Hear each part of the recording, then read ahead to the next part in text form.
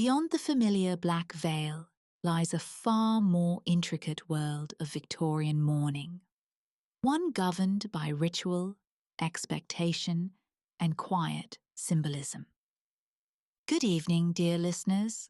I am Lady S. Ashcroft, and tonight we unmask the dark rituals of Victorian mourning, not to shock, but to understand how an age surrounded by death learned to live with it. These practices were not merely acts of sorrow, but reflections of an age in which death was ever present. And remembrance was both deeply personal and profoundly public. And we begin where all mourning once began, inside the house.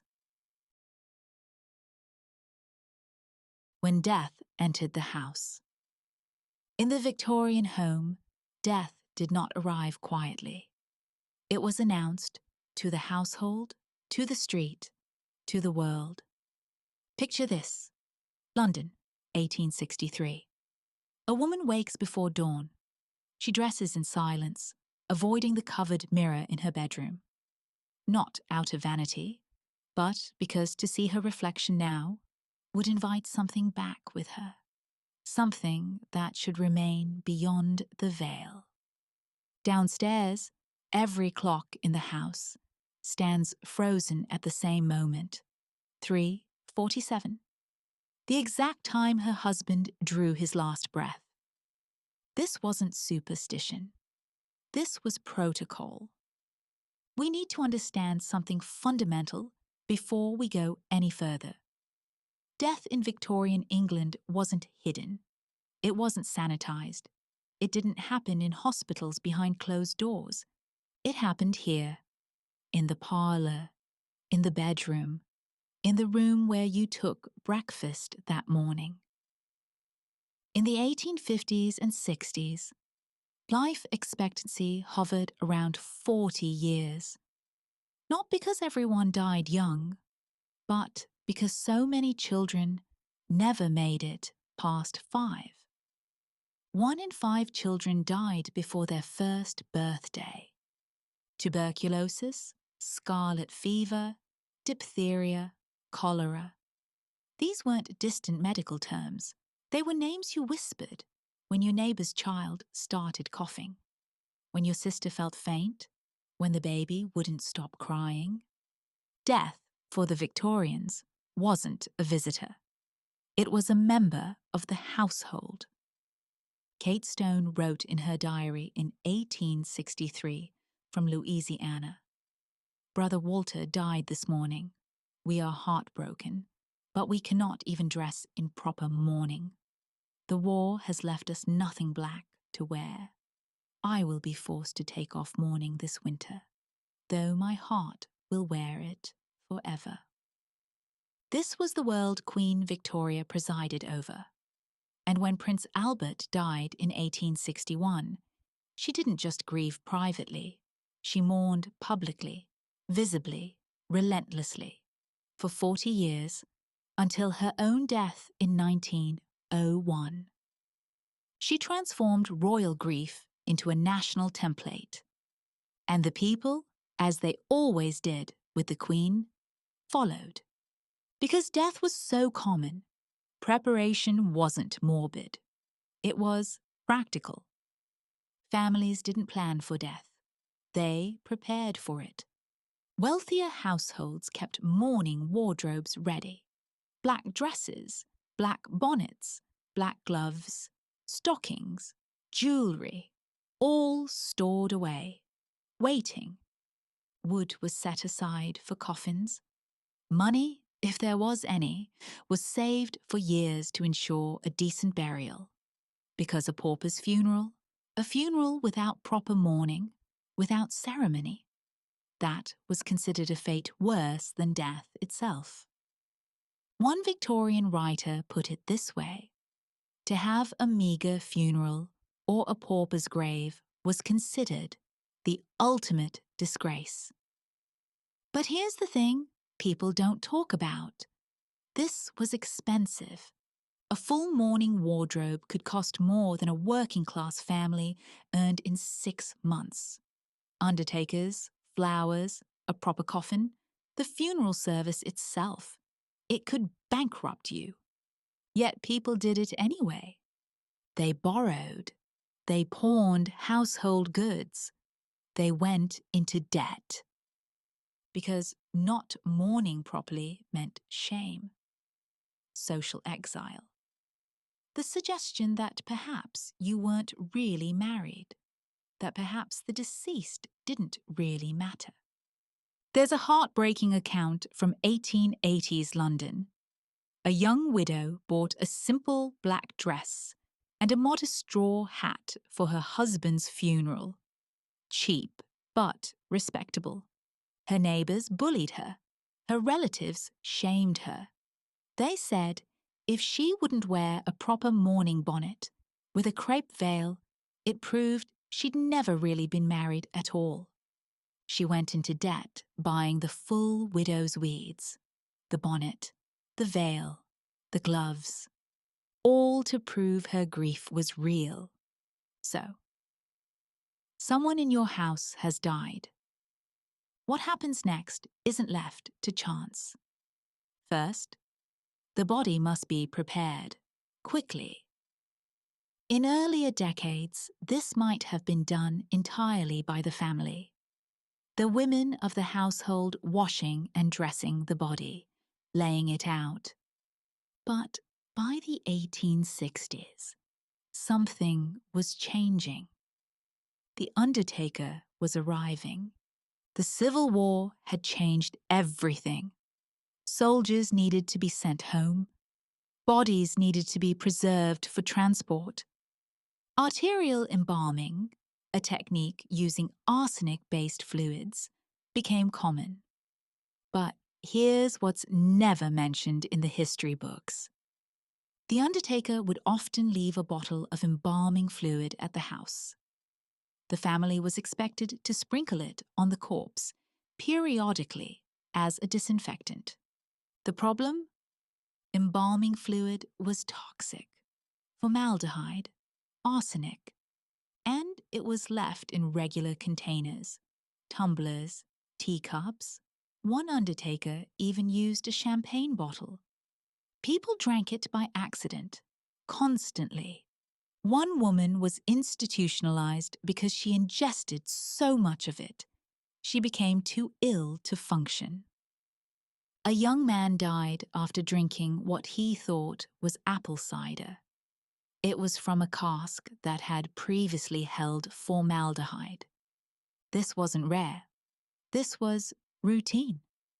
There's even a blog post from a historian titled "Pickled to Death, Victorians, and Accidental Embalming Fluid Poisoning." But most families couldn't afford embalming, so they used ice. Here's how it actually worked. The body wasn't just chilled. It was packed in ice, surrounded by it. The goal wasn't to keep it cool. It was to freeze the body solid, then let it gradually thaw before the funeral. Several 19th-century undertakers said, quite frankly, that they never worried about burying someone alive.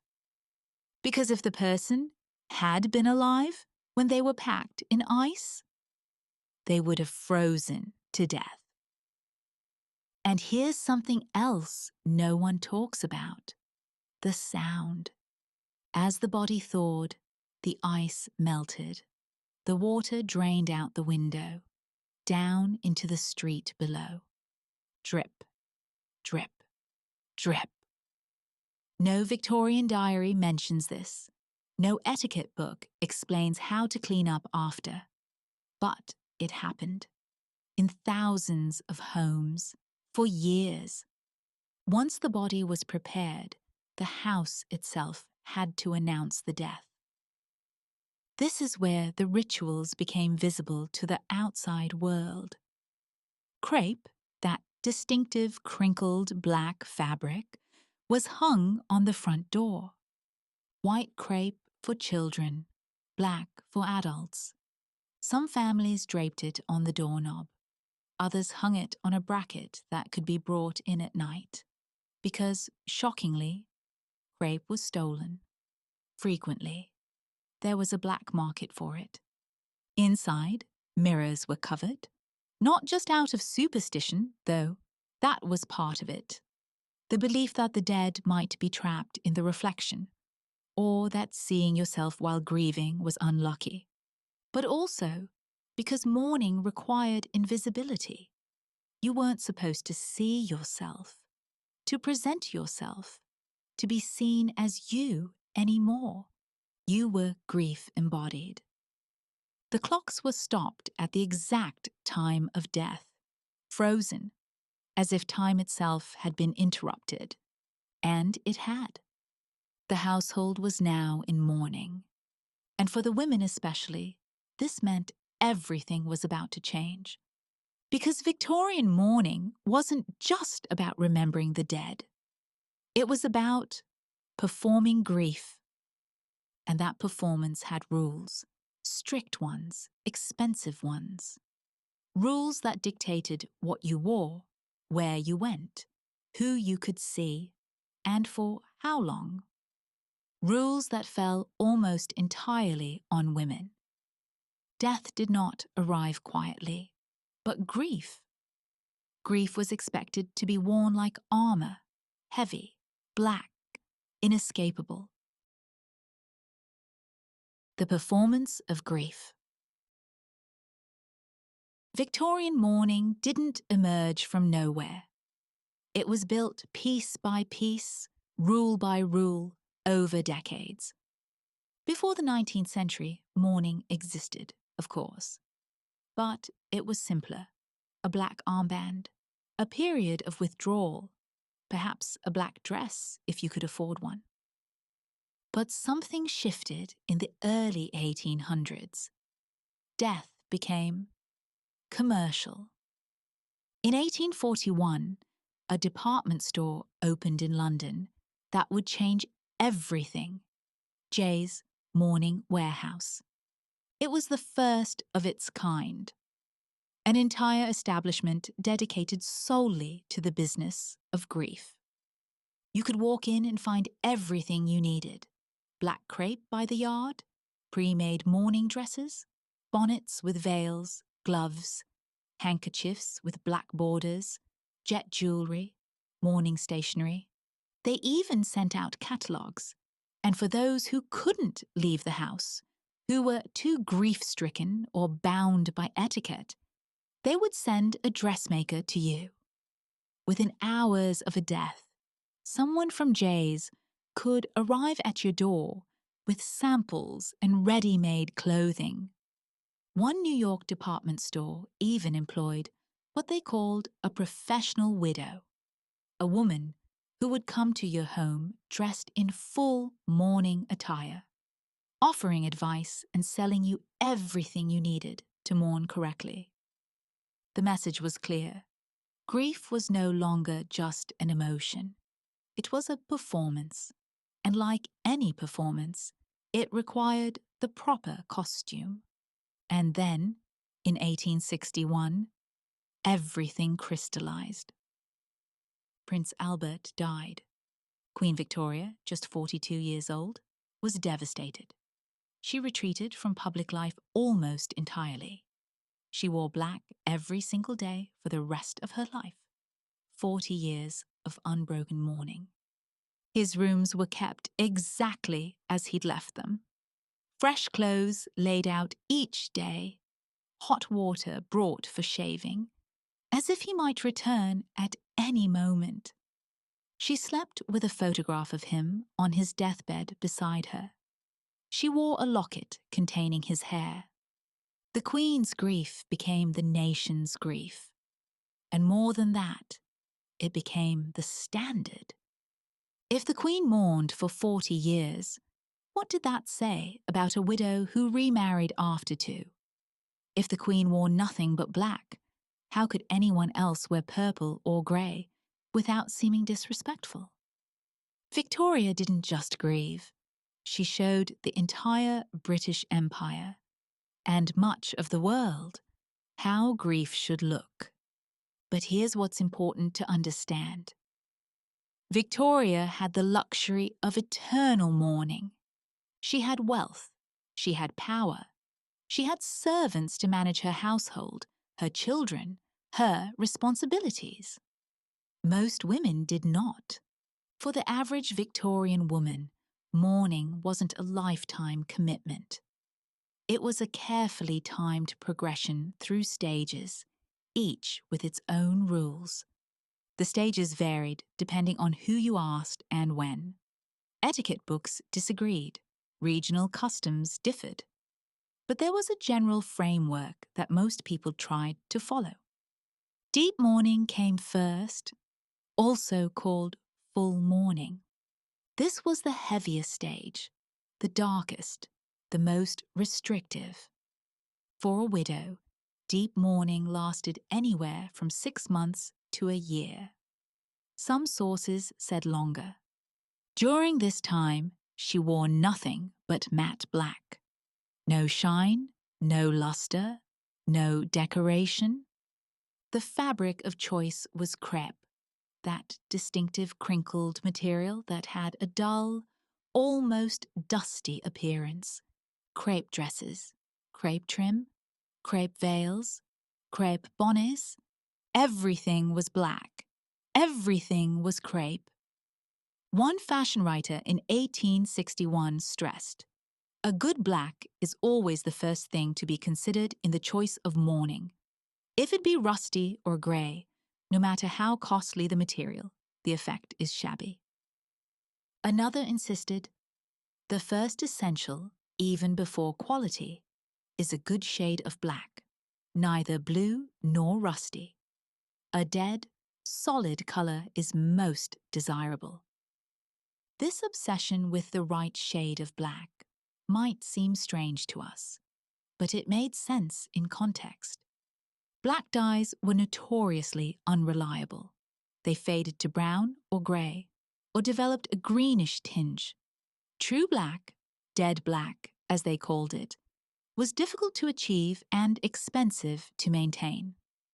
And if your black wasn't black enough, people noticed, people judged. After deep mourning came full mourning, though some sources use these terms interchangeably. This stage might last another 6 months to a year. The crepe could be slightly reduced. A bit of trim was allowed, but only black.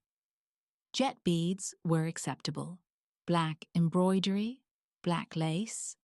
Colours were still absolutely forbidden. And then, finally, half mourning, also called second mourning.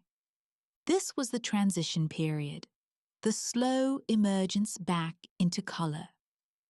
Half mourning might last another 6 months to a year, depending on the relationship to the deceased and personal preference.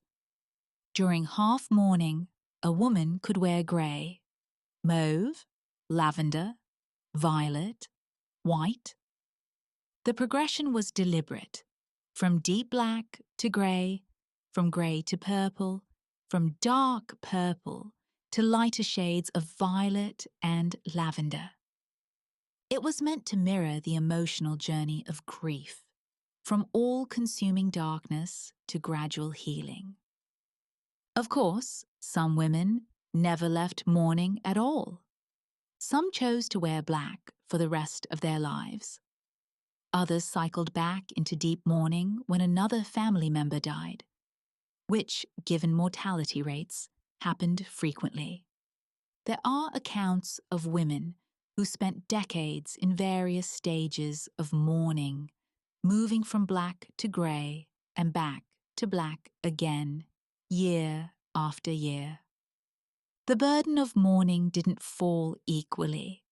A widow mourned her husband for a minimum of 2 years, sometimes longer. A widower mourned his wife for 3 months, maybe 6, often less. Children mourning a parent, 1 year.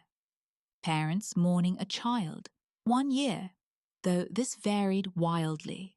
Some sources suggested less time for very young children, which feels impossibly cruel to modern sensibilities. Siblings, 6 months. Grandparents, 6 months. Aunts and uncles, 2 months. Cousins, 4 weeks.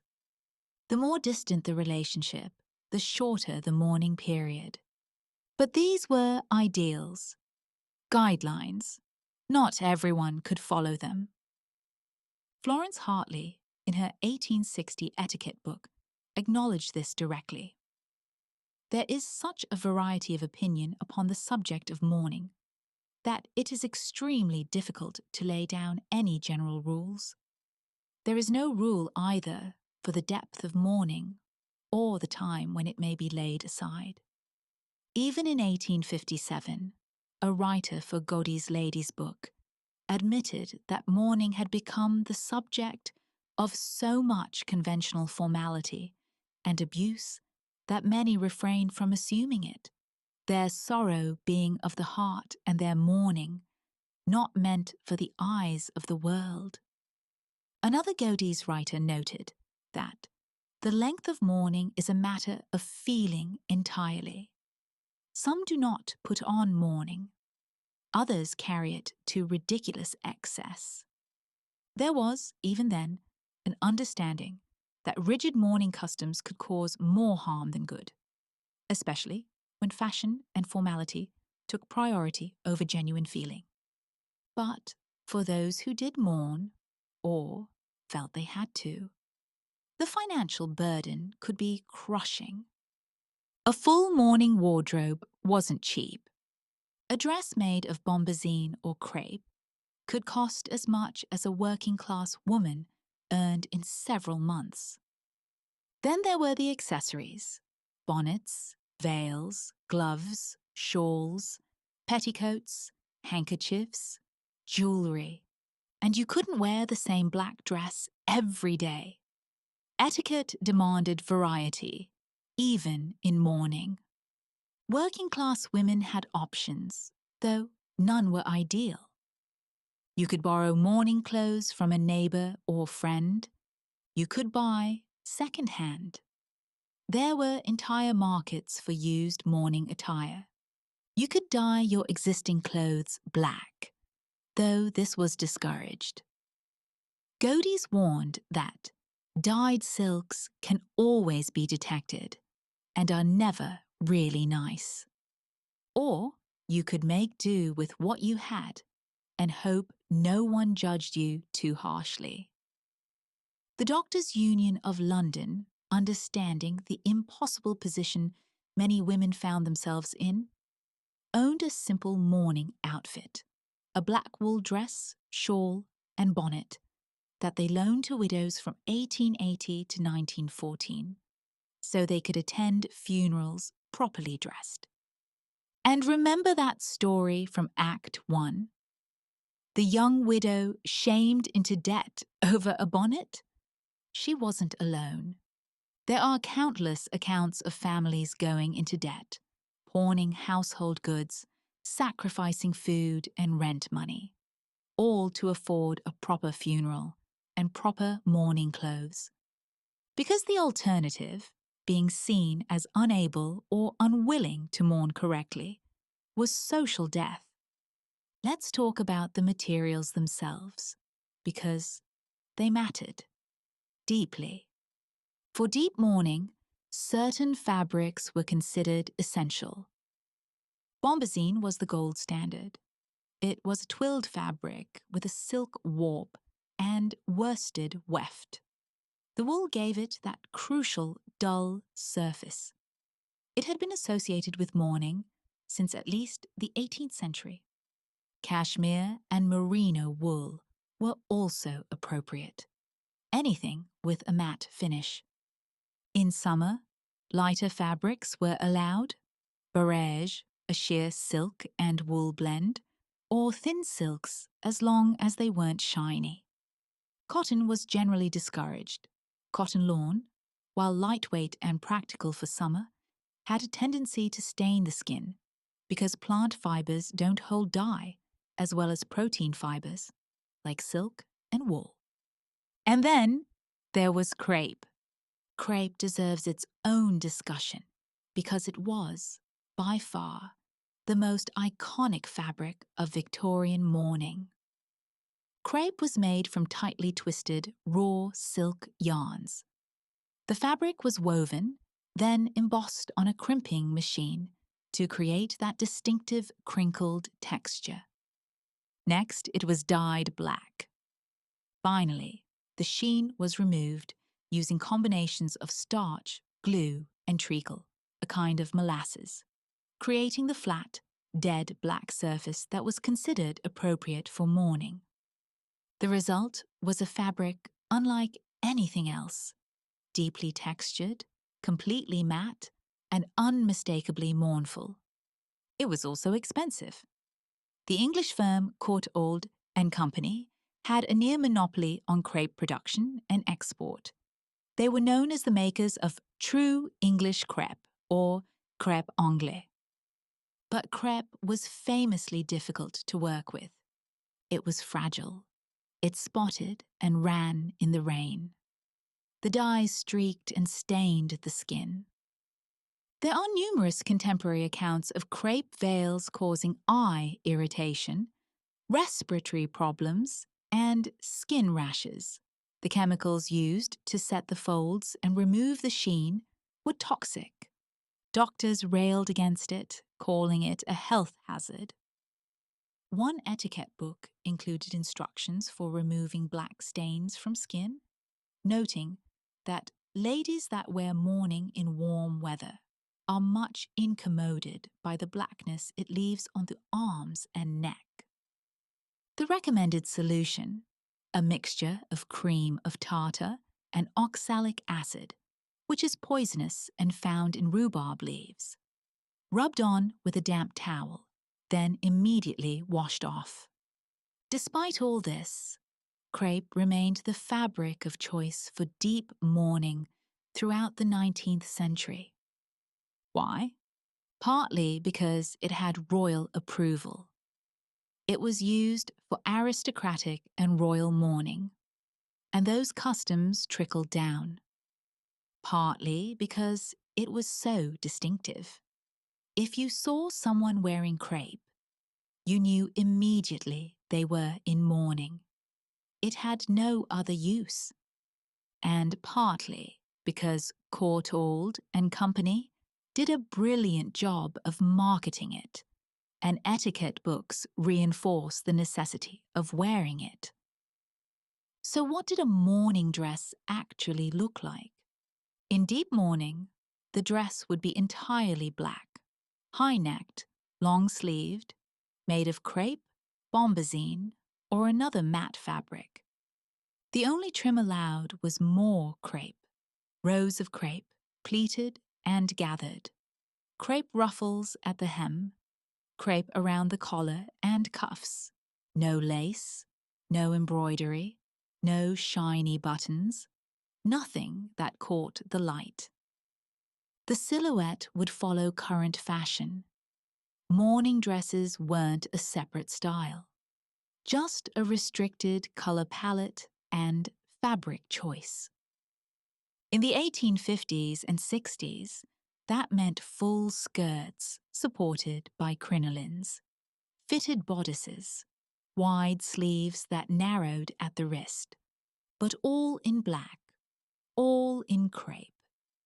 As you moved into full mourning and then half mourning, more decoration was allowed. In full mourning, jet beads, black embroidery, black lace, black ribbons. Jet was a type of fossilized wood from Whitby, England.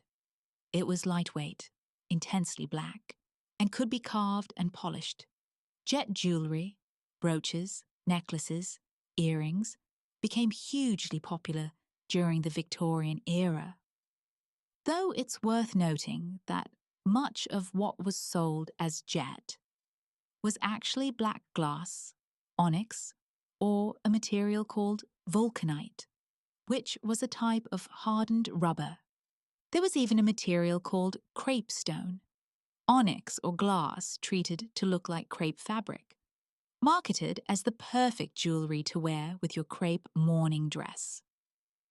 In half mourning, grey, mauve, lavender, violet, or white. The progression was gradual. You didn't jump from black to lavender.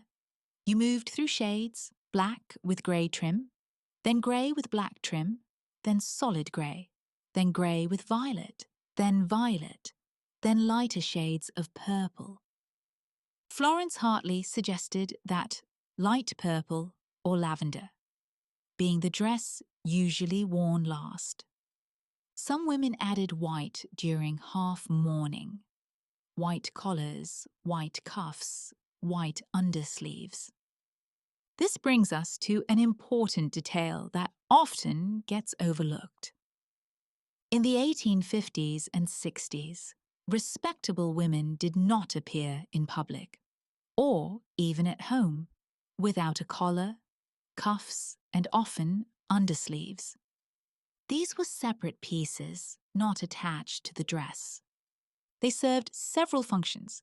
They protected the dress from body oils and dirt. They added variety to a limited wardrobe. And, most importantly, they signaled cleanliness and moral purity. Almost without exception, these items were white until you were in mourning. In deep mourning, the collar, cuffs, and undersleeves were made of black crepe. This was a striking visual departure from the norm. Everyone was accustomed to seeing white at the neck and wrists. Black crepe in those places was jarring, unmistakable.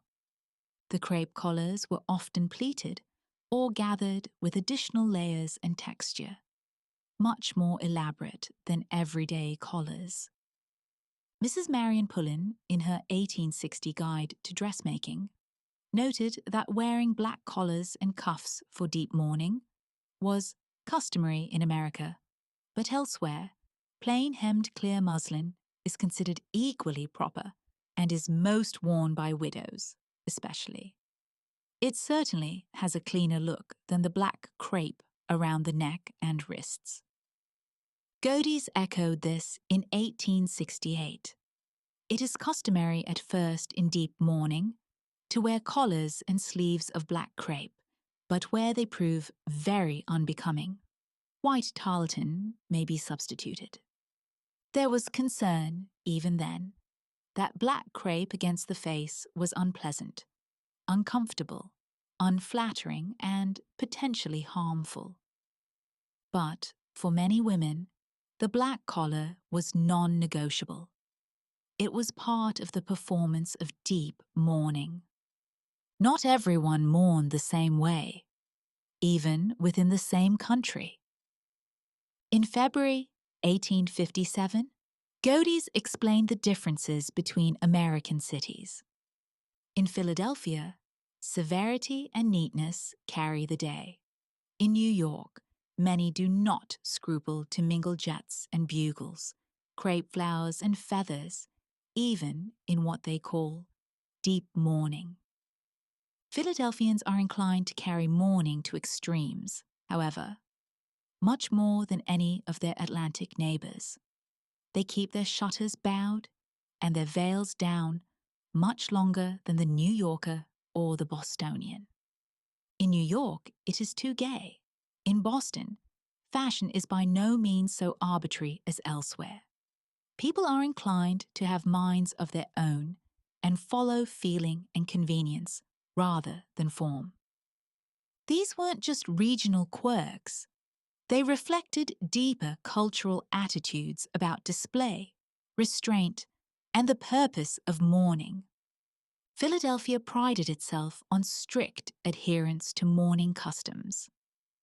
New York was more fashion-forward, willing to bend the rules. Boston was practical, even skeptical of overly rigid mourning. In England, the standards were generally stricter than in America, especially in London and among the upper classes. But even there, working-class mourning was more flexible by necessity. If crepe was the fabric of mourning, the crepe veil was its symbol. Long, black, opaque. The mourning veil was instantly recognizable. For a widow in deep mourning, the veil was mandatory. It could be double-layered, 2 thicknesses of crepe, or single. It was typically about 1 yard wide and 2 yards long. Mrs. Marion Pullen described it in 1860. A full mourning veil is always of crepe, and in this country is worn very long, most inconveniently and absurdly so. The veil was worn, thrown over the bonnet, falling down the back and often covering the face. Some women secured it with a black veil pin on each side of the bonnet. Others used a black ribbon threaded through the hem. The purpose of the veil was twofold. First, it shielded the mourner from the intrusive eyes of strangers. It created a barrier, a private space in public. Mrs. Browning, writing in Godey's in 1863, praised the mourning veil as a source of comfort for widows, saying many a stricken woman could not be persuaded to go beyond the threshold of her desolated home, but for this welcome screen, which gives her the sacred seclusion she craves, while she moves once more among the busy and different crowd. Second, it signaled to the world that this woman was not to be disturbed. She was in mourning. She was unavailable, socially, emotionally, perhaps romantically.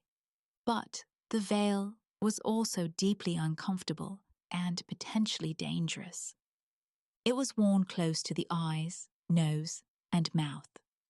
The chemicals used in dyeing the crepe, formaldehyde, arsenic compounds, were ever present, releasing toxic particulates with every breath.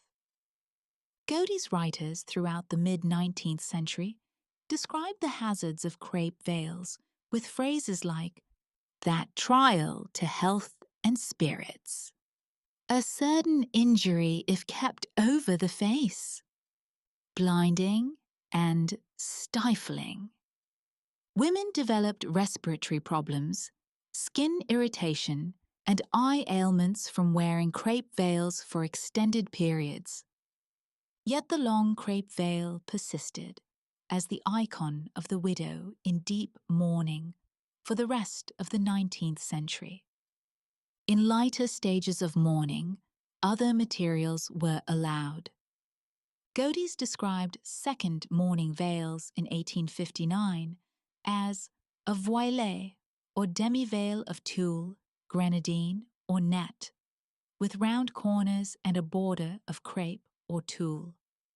But it's important to distinguish mourning veils from fashionable veils, which were also popular in the 1850s and 60s.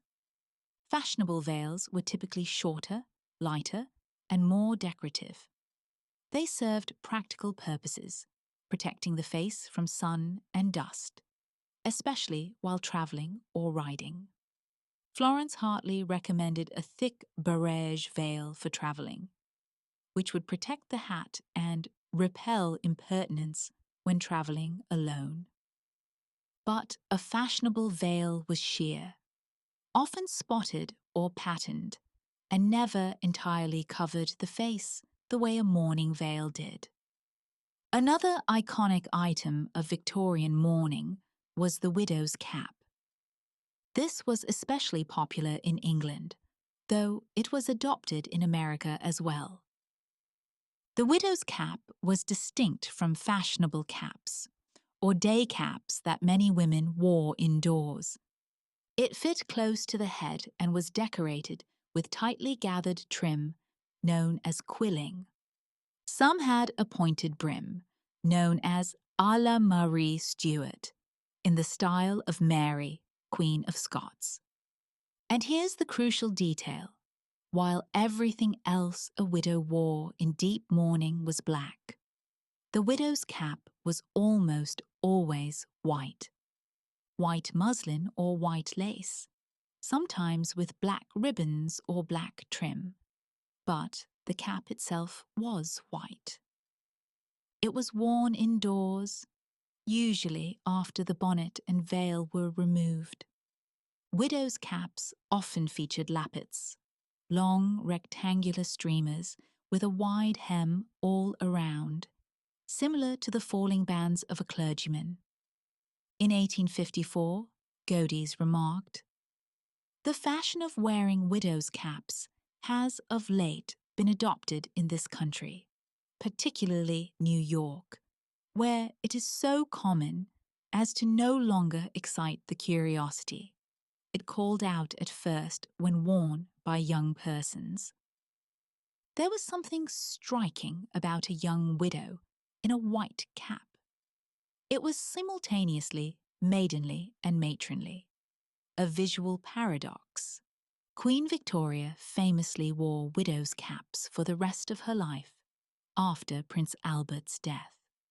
And there's a touching account of Queen Victoria meeting Queen Emma of Hawaii in 1865. Queen Emma had lost her only son in 1862, and her husband, King Kamehameha IV, in 1863. Queen Victoria, who had been godmother to Emma's son, had exchanged letters with her, and the two women bonded over their shared grief.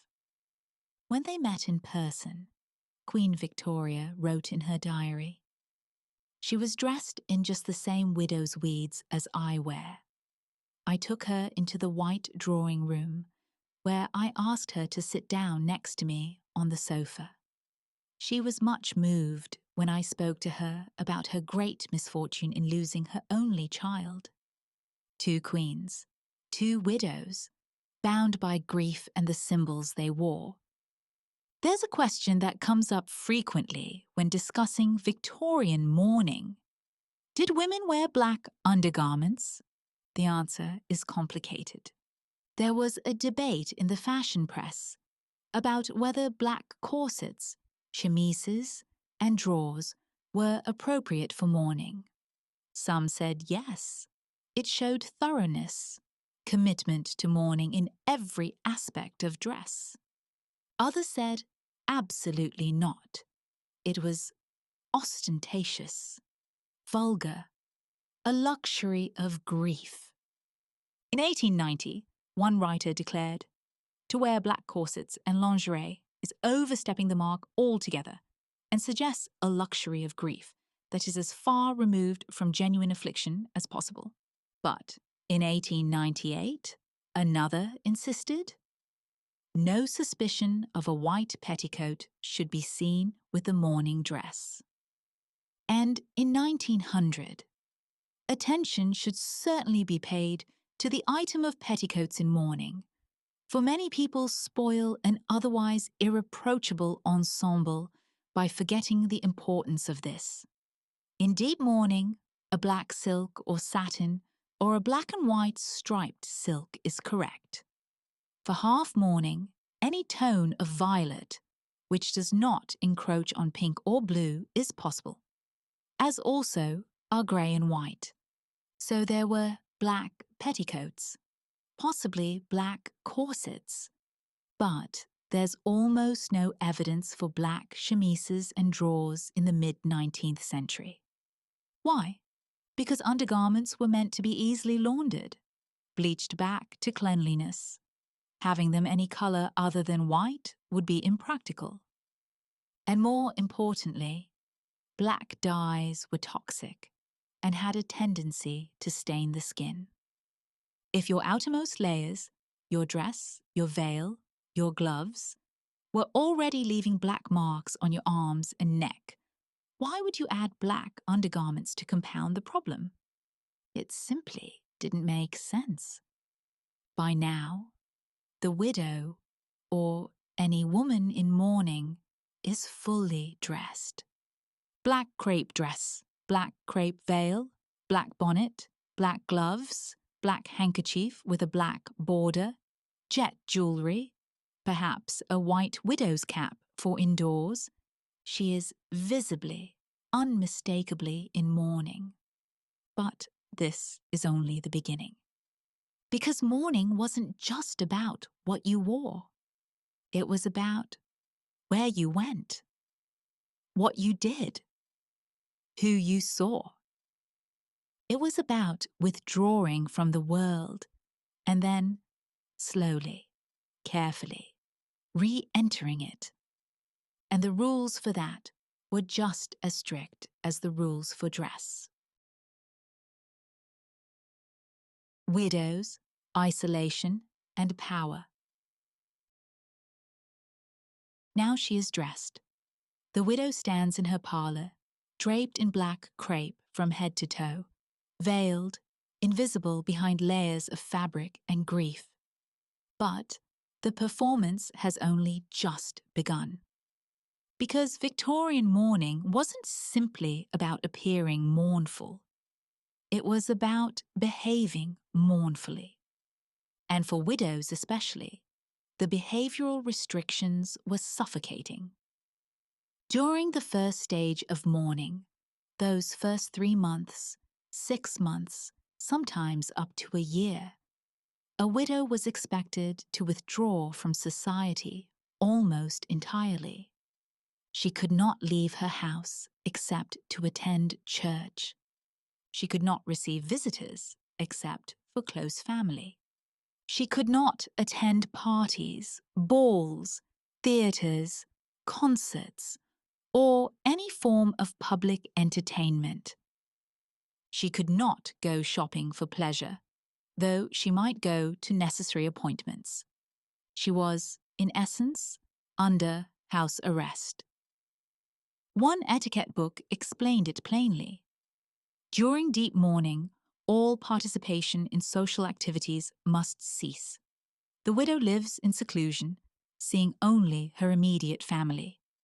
Another stated, to appear at any public gathering, to show oneself at the theatre or opera, would be considered a gross violation of decency. This wasn't just about respect for the dead. It was about protecting others from the contamination of grief. Victorian society believed that grief was overwhelming, unbearable, and deeply private. To display it openly in public, to break down weeping at a party, to cause others discomfort, was considered a social failing. So, the grieving were expected to absent themselves until they could rejoin society with composure. But here's what no one seems to have asked. Was this isolation therapeutic, or was it torturous? Mrs. Browning, writing in Godey's in 1863, saw the veil as a comfort, a welcome screen that allowed the widow to venture out while remaining hidden. But many other writers noted that the isolation could lead to deep depression, that months or years spent alone, cut off from friends and activities, could break a woman's spirit entirely. And remember, this was an era before antidepressants, before therapy, before any real understanding of mental health. A woman was expected to weather this time alone, in darkness, waiting for enough time to pass that she could begin the slow process of re-emergence. But here's where the cruelty of Victorian mourning becomes most apparent. Men didn't have to do any of this. A widower might wear a black armband or a black hatband.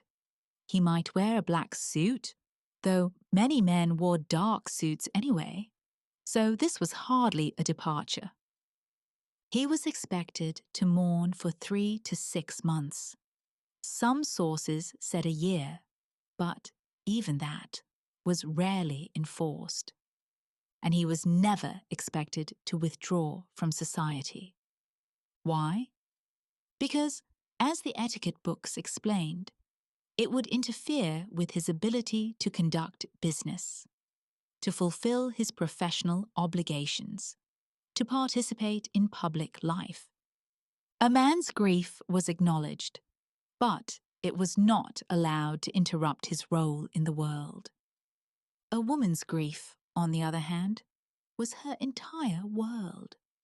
And if a widower had children, especially young children, he was actually encouraged to remarry as quickly as possible. Children needed a mother, society said. The household needed a woman to run it. So while a widow was expected to seclude herself for years, a widower might be remarried within months. There's a particularly stark example from the historical record. In the 1870s, a prominent businessman lost his wife. 6 weeks later, he announced his engagement. 3 months after his wife's death, he remarried.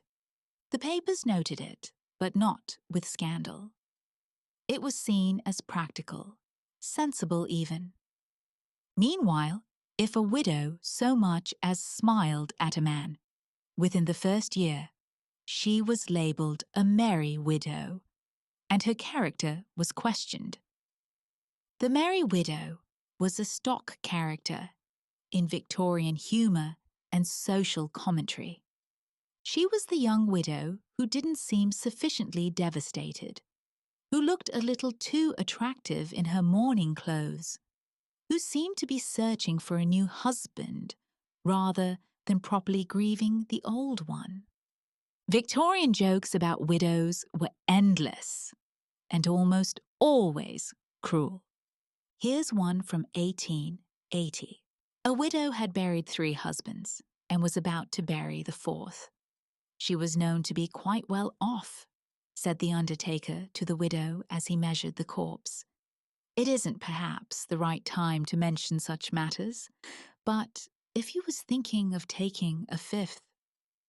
Now that's what comes of being precipitous, replied the widow. I've just took the barber what come to shave the corpse. And another from 1883. Miss Gushington said to a young widow, whose late husband left her a large fortune, "That is the 14th mourning costume I have seen you wear in 3 days, and each lovelier and more becoming than the other." The young widow replied, "Oh, my dear, I have 40, but such a bother as they were to have made at one time. I almost wish that poor dude George hadn't died."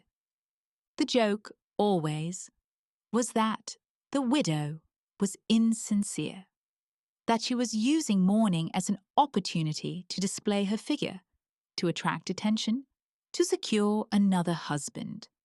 And there was some truth to the anxiety beneath the jokes. Because a young widow in mourning was considered mysteriously attractive. She was sexually experienced. She had been married. She was available. Her husband was dead. And she was vulnerable, which made her seem both appealing and approachable. The veil added to this. There was something alluring about a woman whose face was hidden. Something that invited curiosity and speculation. One writer noted, a veiled woman in black was actually considered very attractive at the time. So widows existed in this strange space. They were supposed to be devastated, isolated, and unavailable. But they were also seen as potentially dangerous, temptresses in mourning clothes. The solution, apparently, was to mock them. But beyond social isolation and mockery, widows faced a much more immediate problem: money. Or rather, the lack of it. When a husband died, his widow might inherit his estate, if he had one, if there was no male heir, if he had written a will that included her. But many women inherited nothing. Property passed to sons, brothers, nephews, wives were expected to be provided for, but that provision was often minimal. A small annuity, perhaps, or the right to live in the family home until she remarried. And if there was no property, no savings, no family wealth, then the widow was simply poor. She might move in with relatives if they would take her, but she would be a burden, an extra mouth to feed, a dependent in a household that might already be struggling. She might try to find work, though respectable work for women was extremely limited. Governess, seamstress, companion, shopkeeper. These were some of the few options available. But even then, she would earn a fraction of what a man earned, and she would be judged for working at all. A working woman was seen as evidence of family failure. It meant no man was willing or able to support her. So for many widows, the only realistic option was remarriage. And this had to be approached carefully. Because if she remarried too soon, before the socially acceptable mourning period had ended, she would be labelled as heartless, mercenary, a woman who never truly loved her first husband. But if she waited too long, she might be seen as too old, too set in her ways, too difficult to integrate into a new household. It was a narrow window, and the stakes were survival. This is where the gap between ideal and reality becomes starkest. Queen Victoria could afford to mourn for 40 years. She had wealth, she had property, she had an entire empire's resources at her disposal. She didn't need to work. She didn't need to remarry. She didn't need to worry about where her next meal would come from or whether she could afford coal for the fire. Her mourning was a luxury. For working-class widows, mourning was a burden they often couldn't afford. Remember Kate Stone, the Southern woman during the Civil War, who wrote that she couldn't even get black fabric to dye her clothes? Or Hannah Colwick, the English servant who added crepe to her existing black straw bonnet and accepted a second-hand dress from a friend, because that was all she could manage? These women couldn't buy elaborate mourning wardrobes. They couldn't afford to stay home from work. They couldn't afford to be seen as not mourning properly. But they also couldn't afford to mourn the way society expected them to. And so they did what they could, with what they had, and hoped it would be enough. There's a darker element to Victorian mourning that we need to acknowledge. Mourning was a form of social control. It kept women, particularly young, attractive, potentially marriageable women, locked away, invisible, unavailable. It kept them from inheriting too quickly, from remarrying too quickly, from moving on with their lives too quickly. It kept them in a state of suspended animation, waiting for permission from society to live again. And who decided when that permission was granted? Not the widow herself, not her own feelings or her own healing process, but the community, the neighbours, the etiquette books, the fashion magazines, the church, the family. Everyone had an opinion on how long grief should last and what it should look like. And if a widow deviated from those expectations, if she laughed too soon, dressed too brightly, remarried too quickly, she was punished with gossip, scandal, and social exile. One writer in 1863 observed, "The length of mourning is a matter of feeling entirely. Some do not put on mourning. Others carry it to ridiculous excess. But the problem was that feeling wasn't actually allowed to dictate mourning. Social expectation dictated mourning. And if your feelings didn't align with those expectations, if you grieved longer than society thought necessary, or less than society thought appropriate, you were doing it wrong. And then there was this nightmare scenario. What if someone else in your family died while you were still in mourning? It happened. Frequently. Remember, this was an era of high mortality. Diseases swept through households. Accidents were common. Childbirth killed women. Epidemics killed whole families. If a widow was in mourning for her husband, and then her child died, the mourning periods were added together. 2 years for the husband, 1 year for the child. That's 3 years in mourning. If another relative died during that time, more time added. There are documented cases of women who spent a decade or more in various stages of mourning, cycling from deep mourning back to deep mourning, never quite emerging into light colors or normal life. One woman wrote in her diary that she felt she would never wear anything but black again, because every time she tried to transition to half mourning, someone else in her family died. She was trapped in an endless cycle of grief and black fabric. But here's something interesting. For all the restrictions, all the isolation, all the suffering that mourning imposed on widows, there was also a strange kind of power in it. A widow in full mourning was untouchable. She couldn't be courted. She couldn't be propositioned. She couldn't be bothered by men who might otherwise have harassed her. The veil created a barrier, not just physical, but social. It said, "Do not approach. Do not engage. Leave me in peace." And society, for once, listened. There are accounts of women who found the mourning period strangely liberating. For the first time in their lives, they weren't expected to be charming, to entertain guests, to manage social obligations. They could simply exist in silence, in solitude.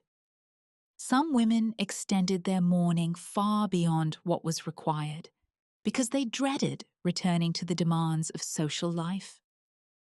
And some women, particularly wealthy widows, discovered that widowhood gave them a kind of independence they'd never had as wives. They could manage their own finances, make their own decisions, live according to their own preferences. A married woman had no legal identity separate from her husband. She couldn't own property, sign contracts, or control her own money. But a widow could. So while widowhood was often depicted as tragic and pitiable, for some women it was also freedom. Not freedom from grief. That was real and often overwhelming. But freedom from the constraints of marriage, of being under a man's authority. It was a complicated, contradictory freedom, born of loss. But it was freedom nonetheless. Let's look at a specific example.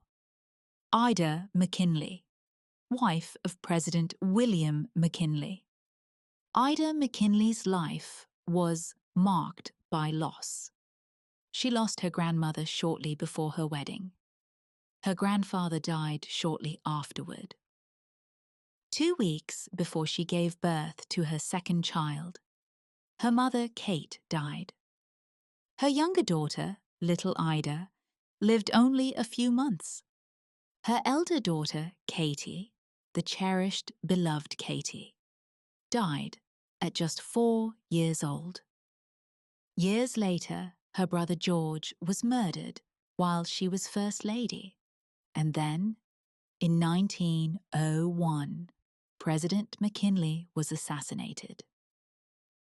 Ida McKinley's grief was profound and public. After the president's death, she rode in the train car with his coffin. She asked to have it opened, though she was too ill to attend the public funerals in Washington or Canton. She visited the receiving vault at West Lawn Cemetery every day for 3 years. She said that she feared to leave the McKinley house because she was waiting for the ghost of her husband to return. The public expected her to die soon after her husband. Grief, they thought, would simply consume her. But she didn't die, not for 6 more years. She lived in mourning, in seclusion, waiting. When the McKinley Memorial was finally dedicated in 1907, she was at last reunited with her husband. Her last words were reported as, "Why should I longer wait? Let me lie beside him." Her casket was placed in the receiving vault until the memorial was finished. Then Mrs. McKinley, the president, and their 2 little girls were laid to rest together in the mausoleum. So what did Victorian mourning cost?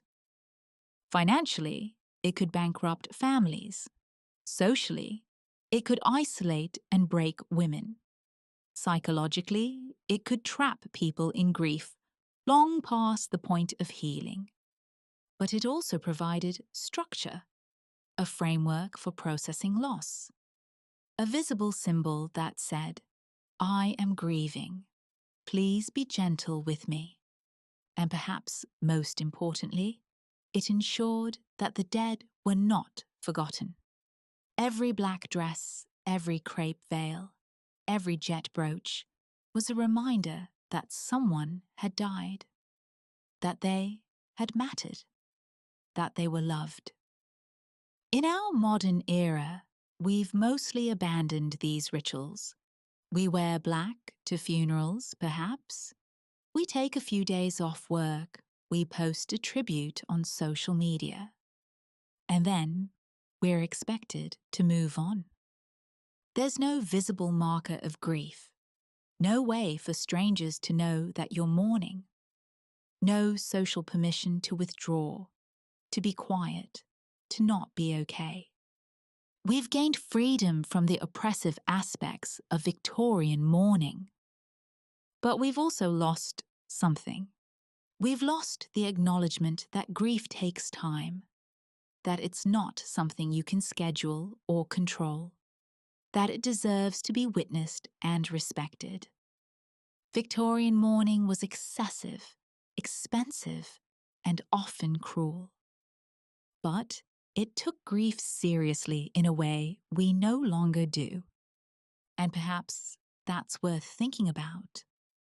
Eventually, if she survived the isolation and the grief and the financial pressure, the widow would begin to emerge from mourning. She would transition from deep mourning to full mourning to half mourning. Black would give way to grey, then to mauve, then to lavender. The heavy crepe veil would be replaced with lighter veils of tulle or net.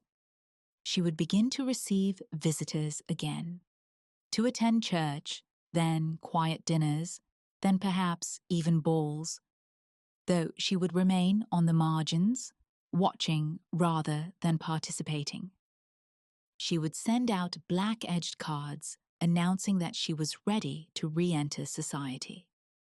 And slowly, carefully, she would return to life. Or she would remarry, or she would remain in mourning, by choice or by circumstance, for the rest of her days. Because in the end, Victorian mourning wasn't really about rules or fabric or social performance. It was about loss. And loss, unlike fashion, never really goes out of style. The widow stands at the edge of her parlour, ready to step back into the world. Behind her, the covered mirrors, the stopped clocks, the black crape on the door. Ahead of her, an uncertain future. She adjusts her veil one last time and opens the door. The need to remember. The black dress would eventually fade. The crepe veil would be folded away. The mourning period would end. But the need to remember, that never ended. And so, the Victorians found ways to keep their dead close. Tangible ways, physical ways, ways that, to our modern eyes, might seem macabre or unsettling. But to them, these were acts of love. Let's start with perhaps the most famous and most misunderstood Victorian mourning custom: hair jewellery. The practice of keeping a lock of hair from a loved one was ancient. It predated the Victorian era by centuries. But the Victorians elevated it to an art form. Hair was woven, braided, curled, and arranged into elaborate jewellery and decorative pieces. Bracelets, brooches, rings, earrings, watch chains, lockets. The hair might be simply enclosed, a curl of hair visible behind glass in a locket or brooch.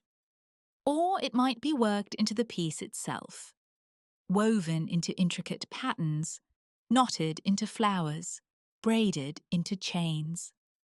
There were professional hair workers who specialized in this craft. They advertised in newspapers and magazines. They published pattern books showing dozens of designs. But many people also did hair work at home. It was considered a suitable hobby for ladies, something to occupy their hands during the long mourning period. Instruction books were widely available, with titles like The Art of Hair Work and Self-Instructor in the Art of Hair Work. The process was meticulous, time-consuming, almost meditative. The hair had to be prepared, cleaned, sorted by length and texture, sometimes boiled in a solution to make it more pliable. Then it would be weighted and worked on a special board with holes drilled in it. The hairs were threaded through the holes and braided or woven according to the pattern. For jewellery, the hair might be very finely cut and mixed with adhesive, then shaped and applied to create designs: flowers, leaves, crosses, wreaths. The result was jewellery that was deeply personal, irreplaceable, because it contained the actual physical substance of the person you were mourning, not a photograph, not a painting, not a symbol, but part of them, their hair, the hair you might have brushed or arranged or touched when they were alive. It was a way of keeping them with you, literally. Queen Victoria wore a locket containing a piece of Prince Albert's hair for the rest of her life after his death. It was common to have hair from multiple family members in a single piece. A bracelet with sections from mother, father, siblings, children, a tangible family tree you could wear on your wrist.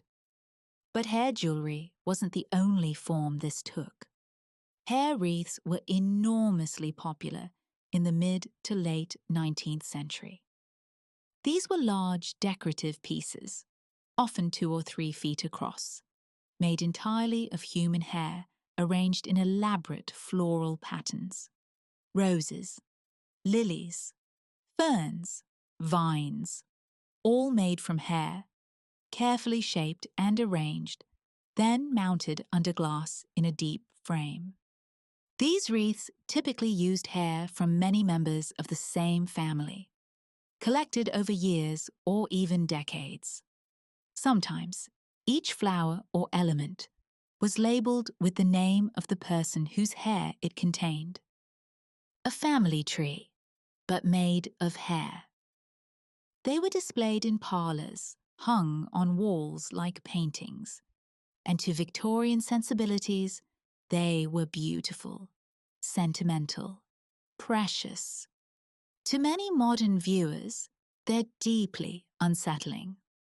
One historian who grew up with a family hair wreath described it as looking like a giant tarantula and admitted to being terrified of it as a child. There's something about the materiality of it, the knowledge that you're looking at actual human hair, that these flowers are made from the bodies of dead people, that crosses a line for many of us. But for the Victorians, that materiality was exactly the point. This wasn't just a representation of their family. It was their family. Preserved, present, permanent. Now, there's a persistent question around hair jewellery and hair work. How do we know it's actually the hair of the deceased? Couldn't it be horse hair or someone else's hair? The answer is sometimes yes. There was definitely fraudulent hair work. Professional hair workers who substituted other materials when the supplied hair was insufficient or unsuitable. Horsehair was sometimes used, especially for structural elements in larger pieces.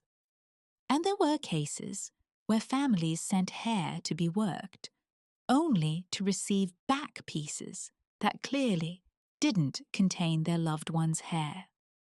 But the vast majority of hair work, especially pieces made at home, genuinely contained the hair of the person being memorialized.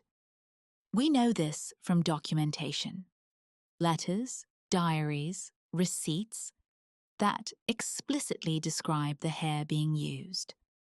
We know it from the care with which these pieces were made and kept, and we know it from the pieces themselves, which often show variations in color and texture that you wouldn't see if someone was using a uniform substitute material.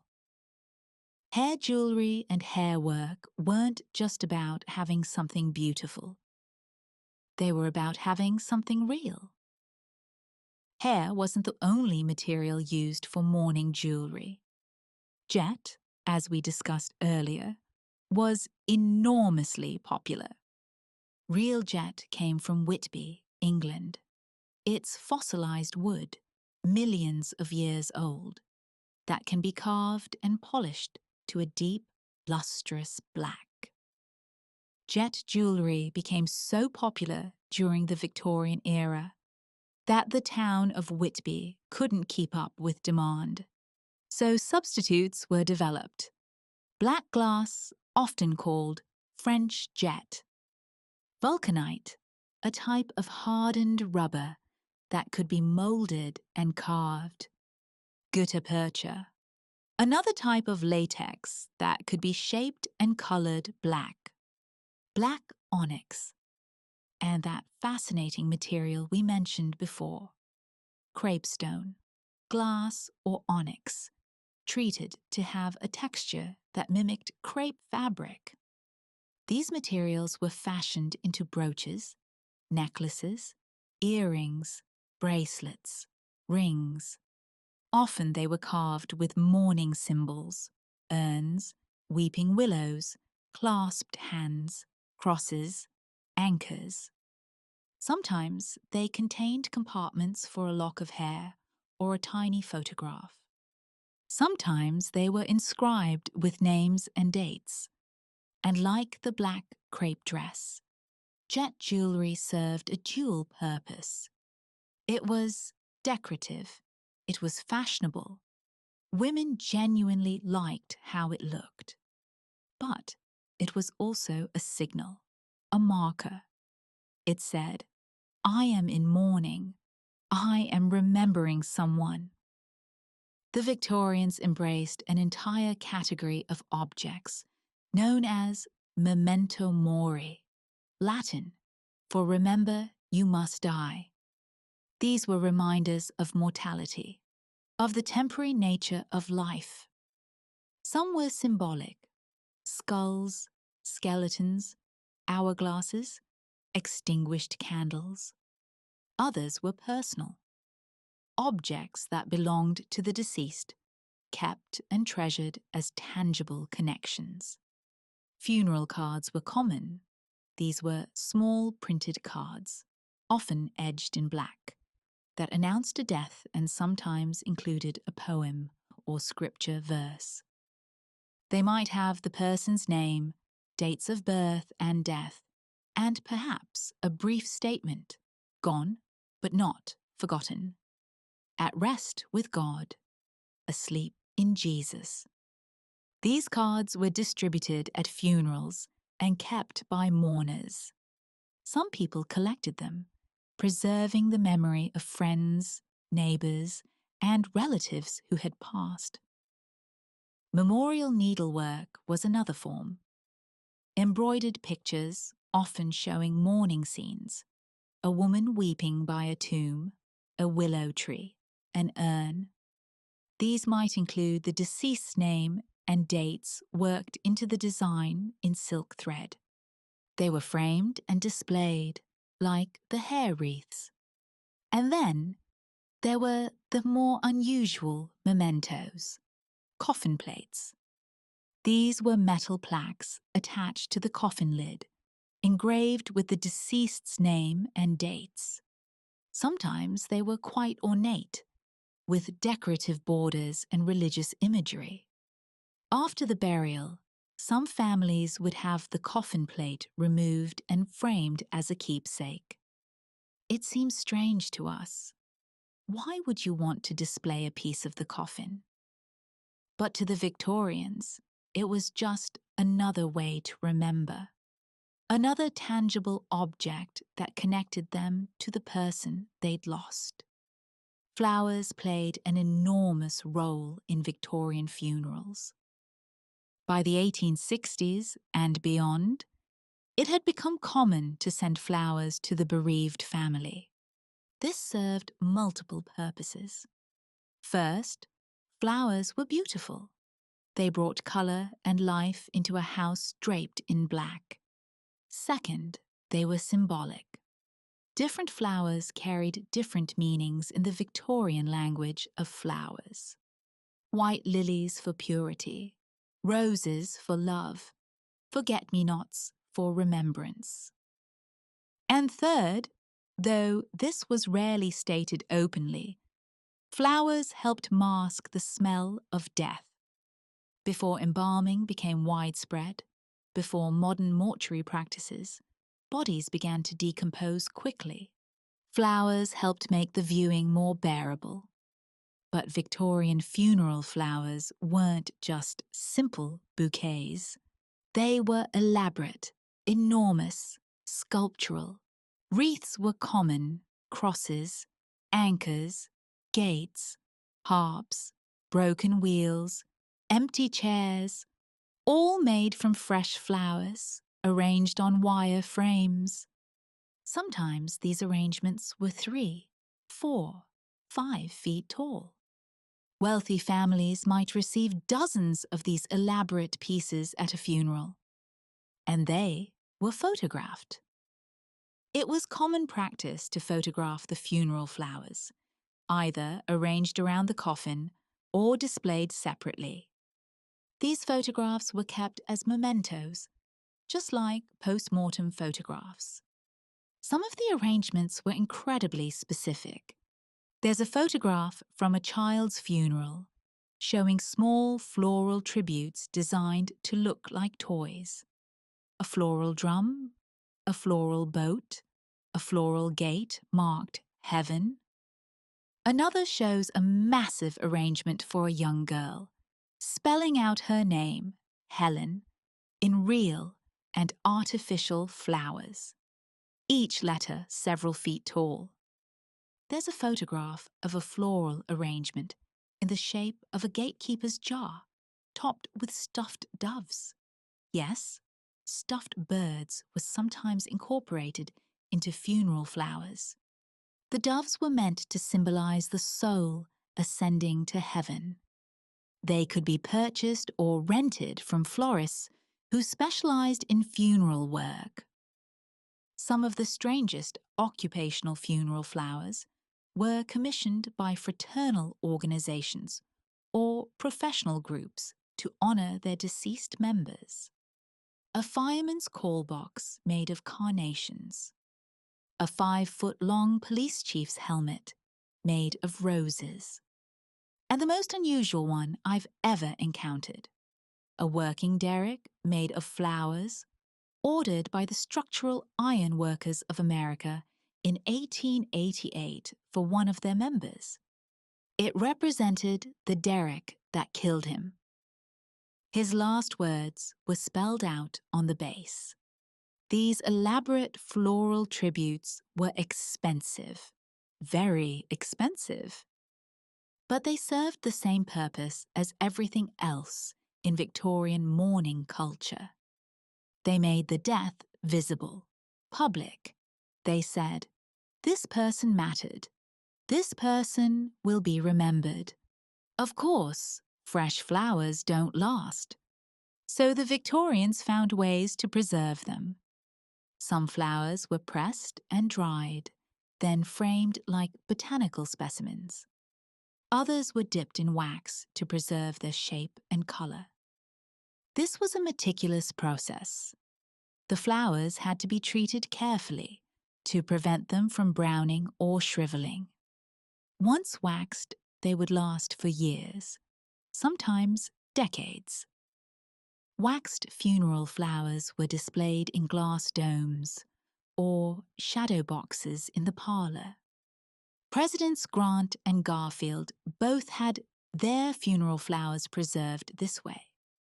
Some of President Grant's waxed funeral flowers are still on display at the cottage in Wilton, New York, where he died.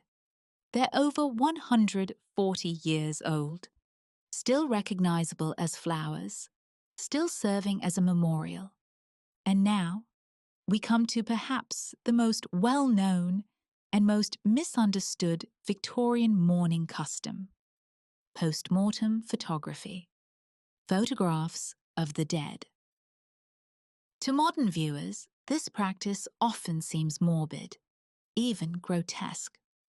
But to the Victorians, it was an act of love and remembrance. Here's what we need to understand. Photography was expensive, very expensive. Most families couldn't afford to have photographs taken regularly. Photographs were reserved for special occasions: weddings, graduations, significant life events, and death. For many families, especially working-class families, the post-mortem photograph was the only photograph they would ever have of their loved one, particularly for children. Infant and child mortality was heartbreakingly high. 1 in 5 children died before their first birthday. Many more died before age 5. Parents might lose a child before they'd had a chance to have the child photographed. So the post-mortem photograph became both the first and last photograph. A record that this child existed, that they were loved, that they mattered, even if their life was brief. The photographer would typically come to the house. The body would be arranged, sometimes in the coffin, sometimes in a chair or on a bed, sometimes held by family members. For infants and very young children, the arrangement often tried to make them look peaceful as if sleeping. They might be positioned in a cradle or crib, surrounded by flowers, holding a favorite toy. Sometimes their eyes were propped open or painted on the photograph afterward to make them look alive. For older children and adults, the approach was different. Most were clearly deceased, lying in coffins with their hands folded. But sometimes, especially for young women or children, they were posed sitting up, arranged carefully to look natural. Family members might be included in the photograph, sitting beside the coffin or holding the deceased. These family portraits with the dead are particularly striking to modern viewers. But they weren't unusual at the time. Including the deceased in a family photograph was a way of maintaining their place in the family, even in death. Let's address a popular myth about post-mortem photography. The idea that Victorians photographed their dead standing up, propped upright by special metal stands. This is false. It's physically impossible. The metal stands sometimes visible in Victorian photographs are headrests. Photography required long exposure times, sometimes 30 seconds or more. Any movement would blur the image. So, photographers used adjustable metal stands with headrests to keep the subject's head still. These stands were lightweight. They couldn't support the dead weight of a corpse. And corpses, due to rigor mortis and lack of muscle tone, cannot be posed standing. Despite extensive research into Victorian photographic practices, there is no evidence that standing post-mortem photographs were ever created. Every Victorian photography manual, every trade publication, every discussion of post-mortem photography techniques, none of them mention this practice. What they do discuss is how to make the dead look lifelike while lying down, how to arrange the hands naturally, how to position flowers, how to light the face, how to create an image that looked peaceful, dignified, beautiful even, because that's what these photographs were meant to be, beautiful, not horrifying, not morbid, a final portrait of someone loved. An 1882 photographer wrote about photographing a dead child. The child's tiny hands clasped a posy of flowers. He wrote, "It only took a moment, and there was really nothing awful about it. The mother, poor soul, will have something to look at and cry over now." That's the emotional heart of post-mortem photography. It gave grieving families something tangible to hold on to. A face they could look at when memory began to fade. A reminder that this person was real, that their life, however brief, had happened. In an era before digital photos, before smartphones, before the ability to capture every moment of life, the post-mortem photograph was precious.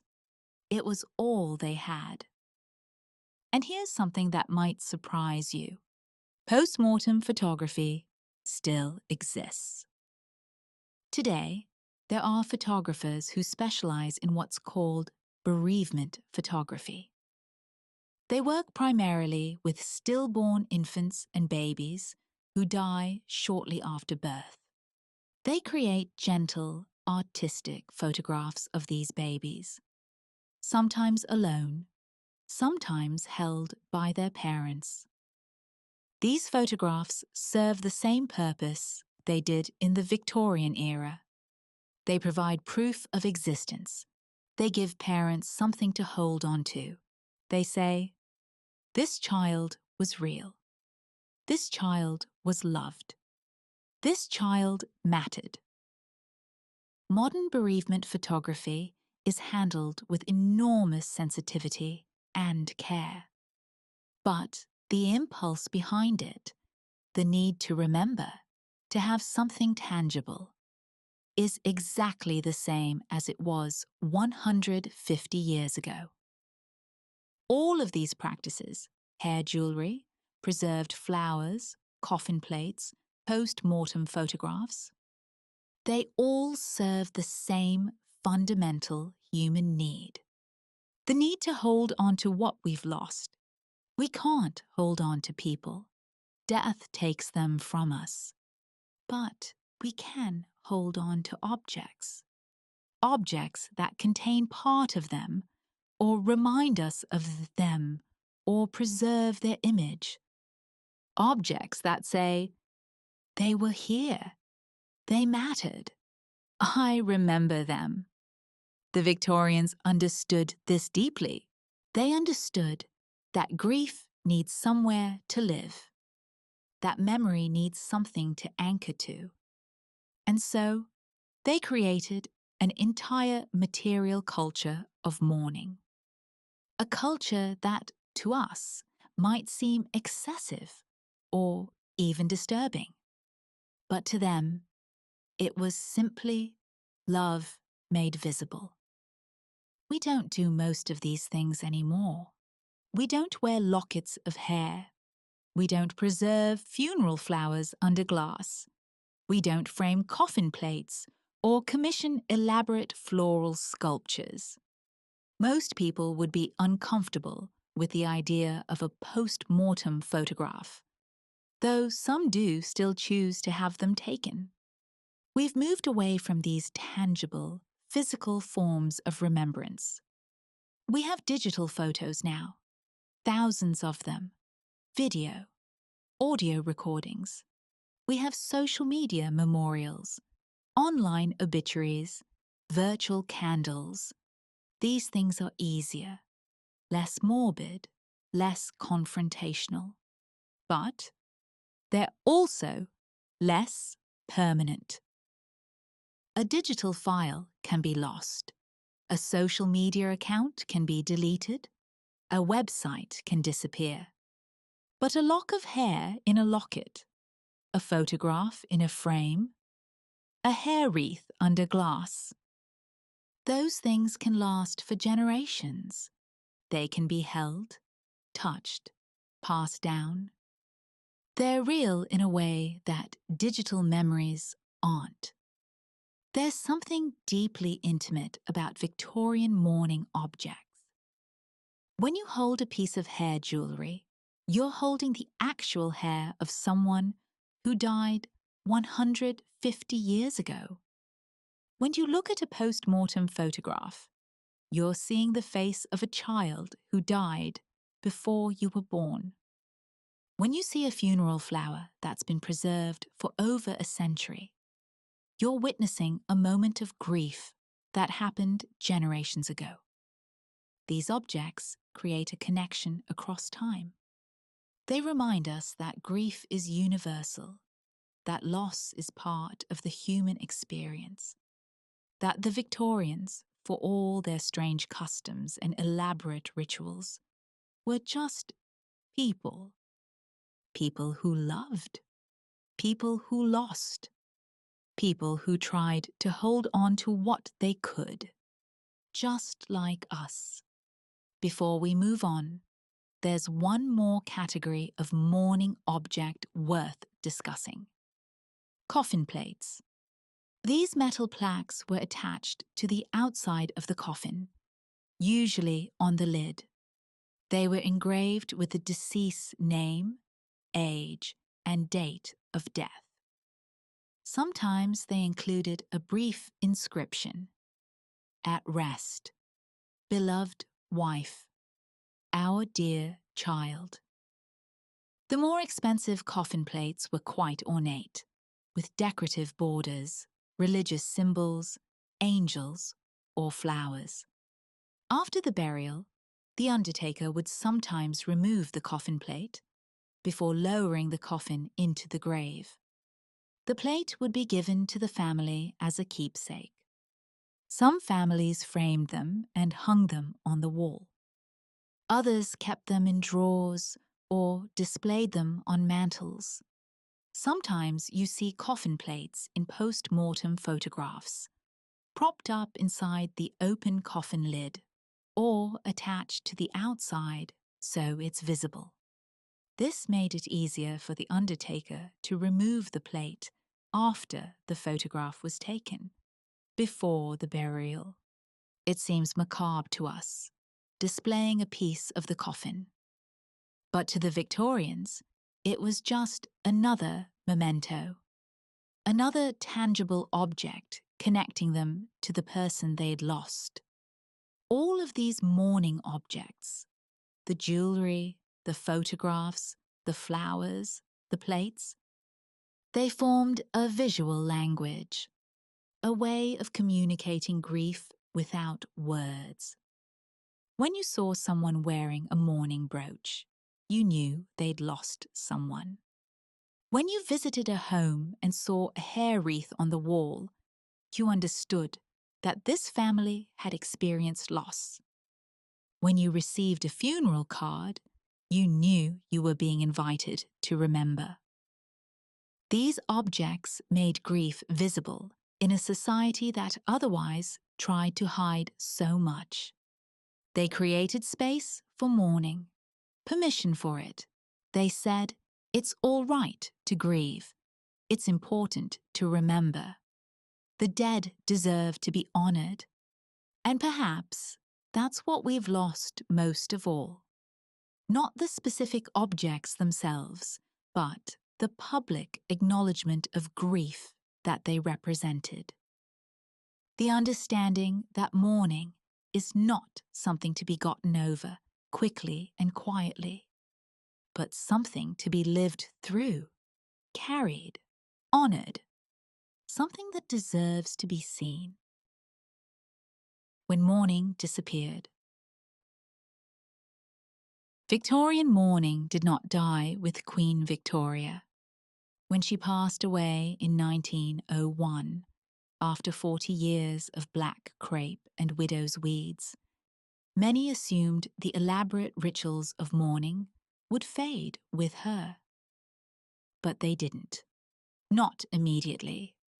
Throughout the first decade of the 20th century, mourning continued much as it had before. Women still wore black, still draped themselves in crape, still observed the stages of deep mourning, full mourning, half mourning. Courtauld and Company still manufactured crape. Jay's mourning warehouse still did brisk business. Etiquette books still prescribed the exact length of mourning for every conceivable relationship. The infrastructure of Victorian mourning was firmly in place, and it seemed it would continue indefinitely. But then came August 1914, and everything changed. World War I, the Great War, as it was known then, began in the summer of 1914. It was supposed to be over by Christmas. It lasted 4 years. By the time it ended in November 1918, approximately 20 million people were dead. Soldiers, primarily, but also civilians caught in the crossfire, killed by disease, starved by blockades. Entire villages lost their young men. Some families lost every son they had. In Britain alone, nearly 1 million men died. In France, over 1 million. In Germany, 2 million.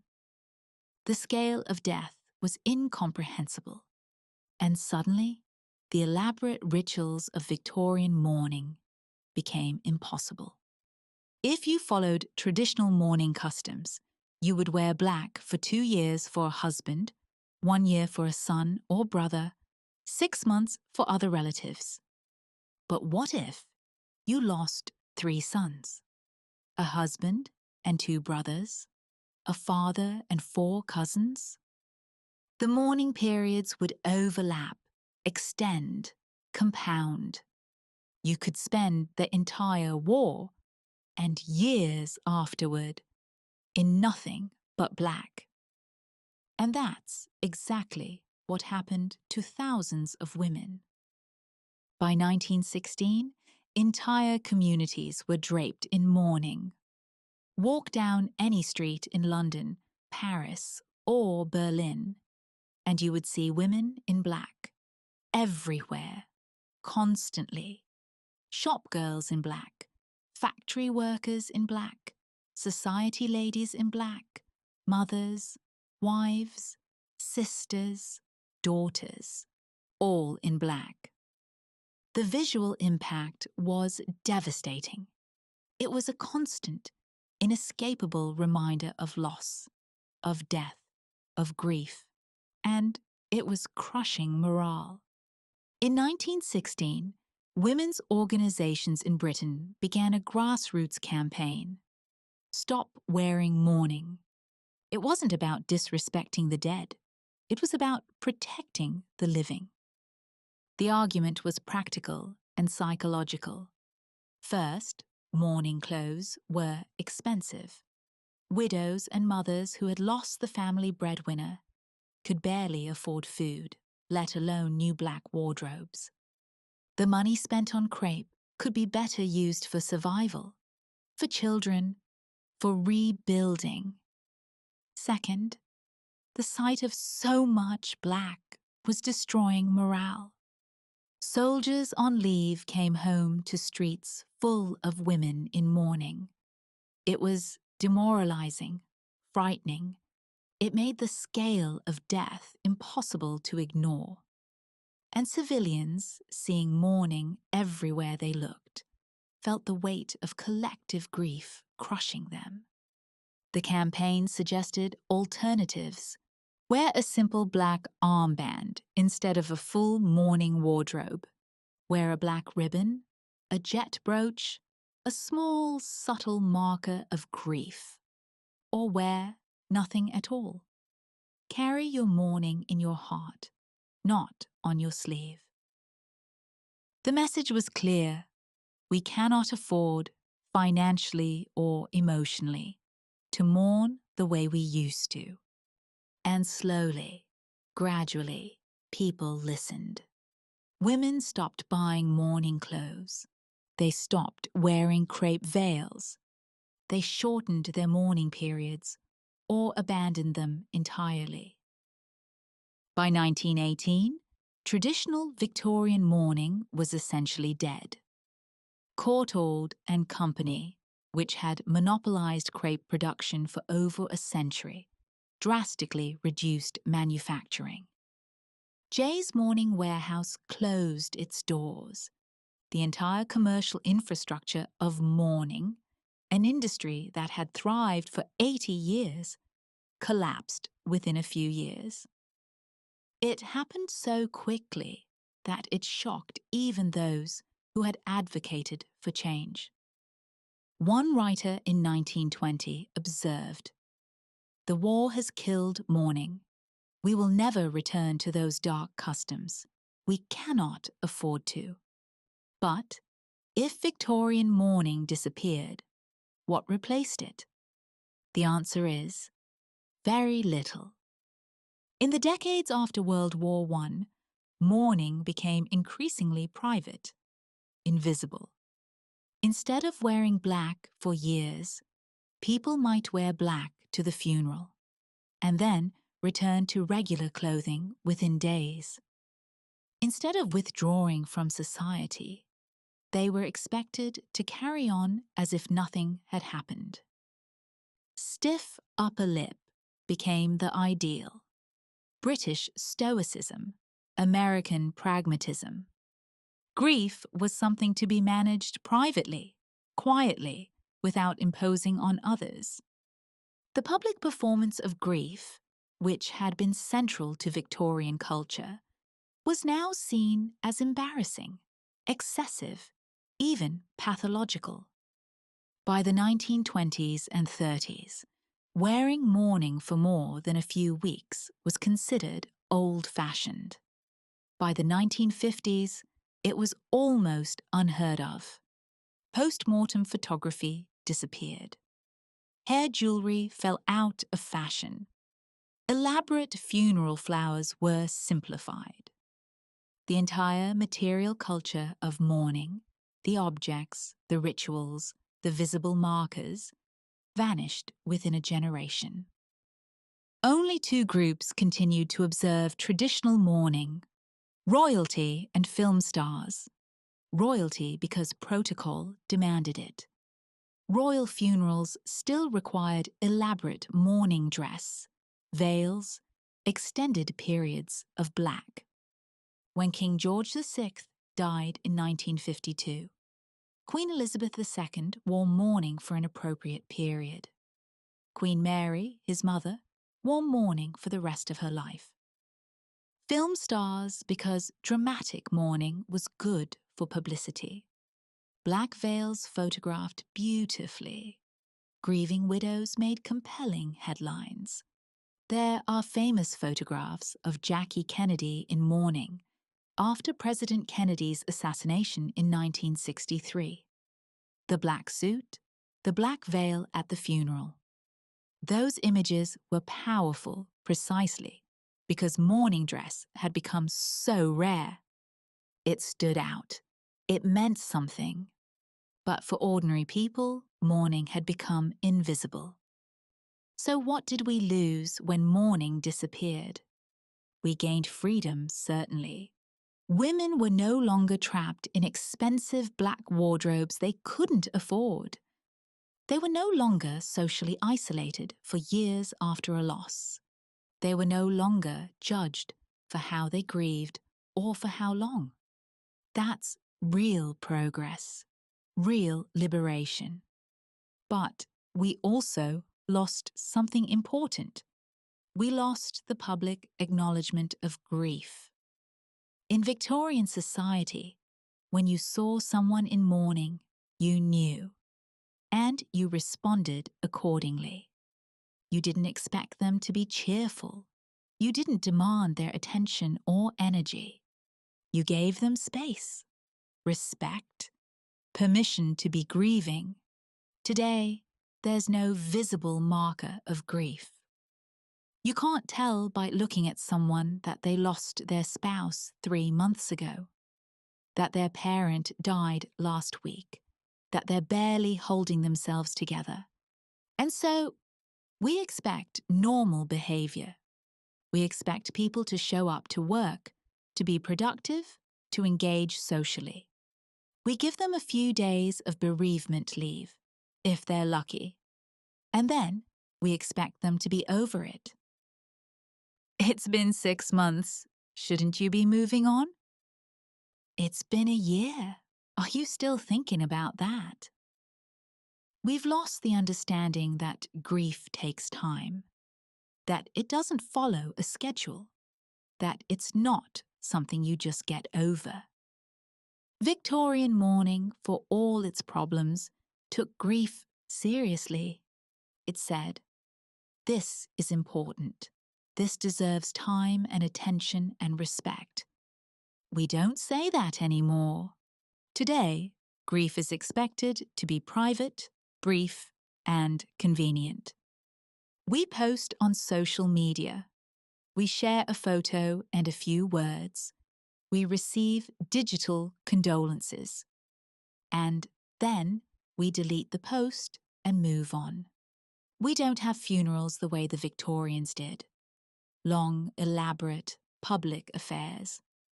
We have memorial services, celebrations of life, brief gatherings that focus on happy memories rather than loss, which can be beautiful, healing even. But it can also feel incomplete, because grief isn't just about celebrating someone's life. It's about acknowledging the reality of their death. and modern culture doesn't give us much space for that.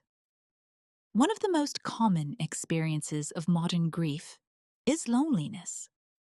The feeling that no one understands, that no one else remembers, that you're grieving alone. In Victorian society, mourning was communal. Everyone wore black. Everyone observed the rituals. Everyone understood the stages and the timeline. You weren't alone in your grief because it was visible, shared, expected. Today, grief is isolating.